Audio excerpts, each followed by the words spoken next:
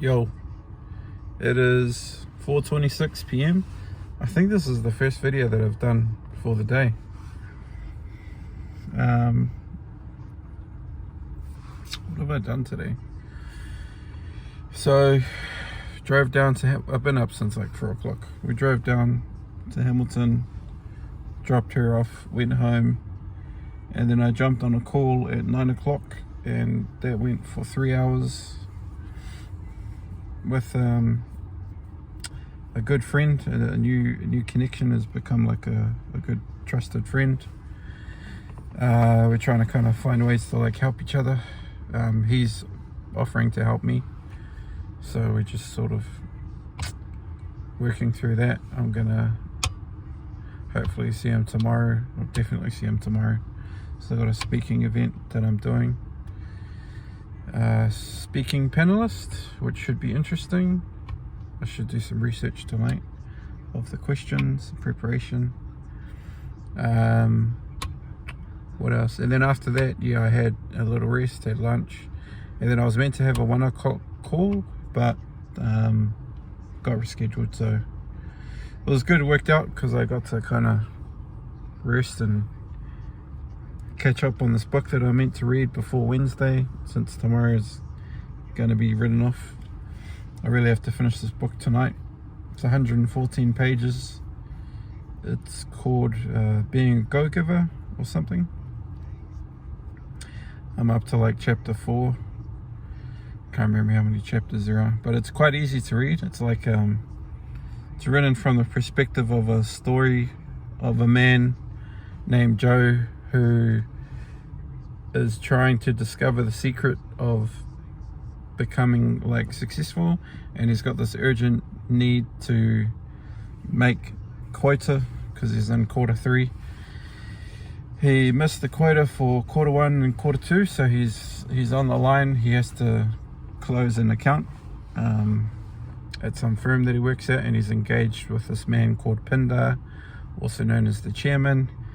And it's such a good story, eh? It's like takes you through him meeting this man, and they have this meeting and they discuss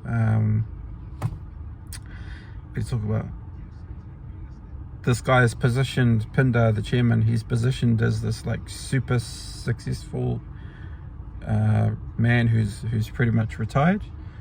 He lives in a mansion, 4-story mansion, you know, really humble, very kind, and he says that basically the more you give, the more successful you tend to be. And this guy Joe is like young, he's just completely, he doesn't understand. It's funny because it kind of reminded me of Darren Hardy's story, how he met an old wise man and he kind of set him straight. And I guess the old man, I don't know if the old man was Jim Rohn or another successful man, but there's so many stories where like a young, eager person who kind of starts off like selfish and egocentric and is, you know, just super ambitious, but ambitious towards like making money, extracting value, and then they get humbled and taught, well, actually, to be really successful, it's about being a giver, giving freely without the expectation of anything in return. That's kind of what the whole book is about, I believe. And this man Pindar, he has the 5 laws of stratospheric success. Stratospheric representing the stratosphere, so, you know, huge success beyond the atmosphere. And the first law that they covered in chapter 3, I think, or chapter 4, is the law of value, and it's basically your worth is determined by how much you give, how much more you give in value than you take in payment. I think that's what it is, word for word. So it's like exceeding expectations, giving more than you receive. That's the gist of it. So, and it told a story in that chapter. He went to a restaurant, he met a man, Ernesto, I think it was, who was basically the head chef and also like a real estate magnate, owned millions of real estate worth of property, and it all started from a hot dog stand. And the story was that it wasn't because the food was good, it was because the level of service was exceptional.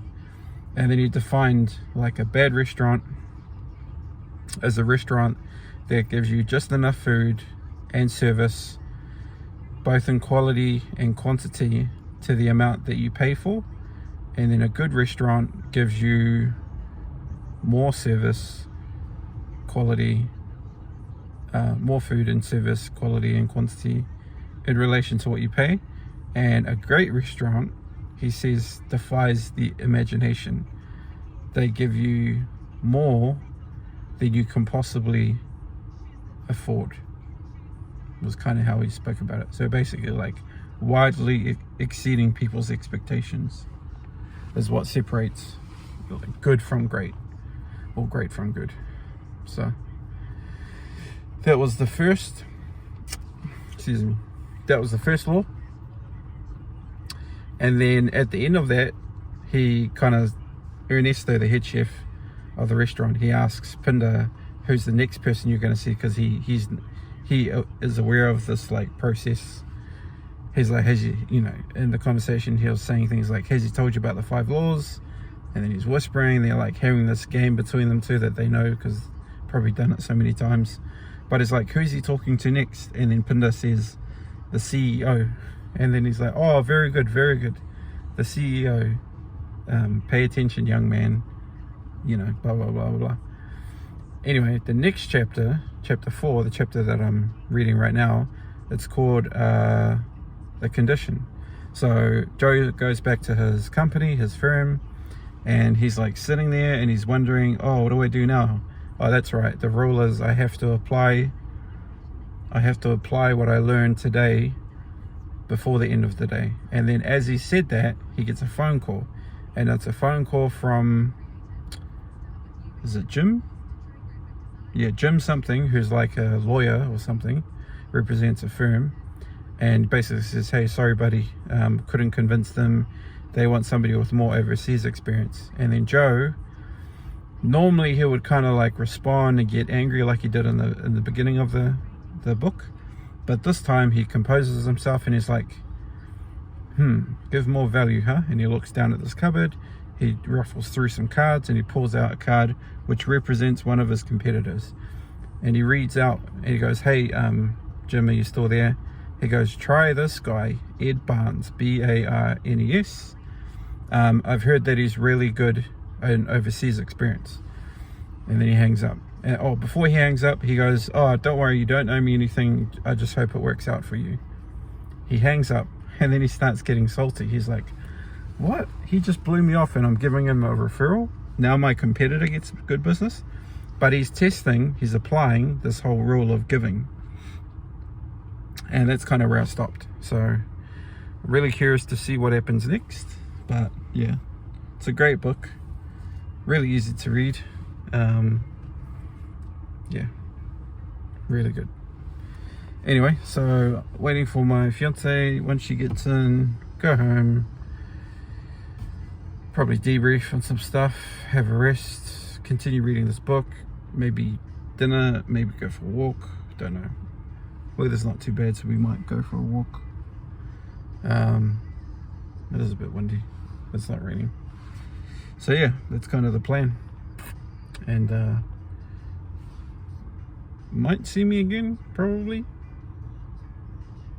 Yeah, you will see me again. So see you in a bit. Ooh, it's almost 9 o'clock. So tired. Just got back from driving back to Auckland.